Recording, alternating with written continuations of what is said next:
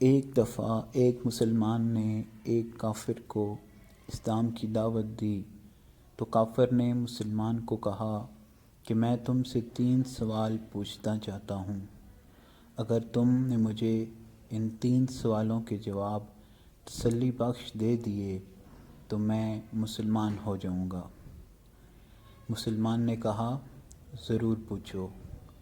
کافر نے کہا میرا پہلا سوال یہ ہے کہ تمہارا عقیدہ ہے کہ ہر کام تمہارے رب کی طرف سے ہوتا ہے، لیکن جب کوئی انسان کچھ غلط کرے تو تم اس انسان کو ذمہ دار کیوں ٹھہراتے ہو؟ دوسرا سوال یہ ہے کہ شیطان آگ کا بنا ہوا ہے، لیکن تمہارا عقیدہ یہ ہے کہ قیامت کے دن تمہارا رب شیطان کو سزا کے طور پر آگ میں ڈالے گا، مگر جب وہ خود آگ کا ہے تو آگ اس پر کیوں کر اثر کرے گی؟ تیسرا سوال یہ ہے کہ تم ایک خدا پر یقین رکھتے ہو، لیکن تم نے آج تک نہ اسے دیکھا اور نہ اس کی آواز سنی، لیکن پھر بھی تم اس خدا کو کیوں مانتے ہو؟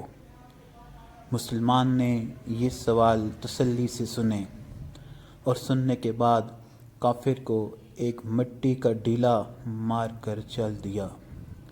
کافر کو بہت غصہ آیا اور اس نے مسلمان کے خلاف قاضی کے پاس کیس کر دیا۔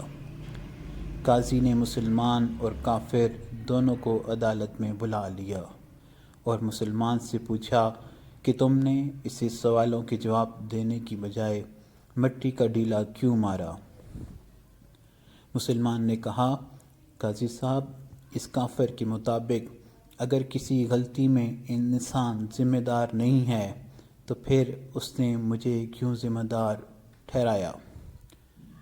میں نے اسے مٹی کا ڈیلا مارا اور اس کے مطابق مٹی سے بنی چیز پر مٹی اثر نہیں کرتی، تو پھر اسے کیوں کر اثر ہوا؟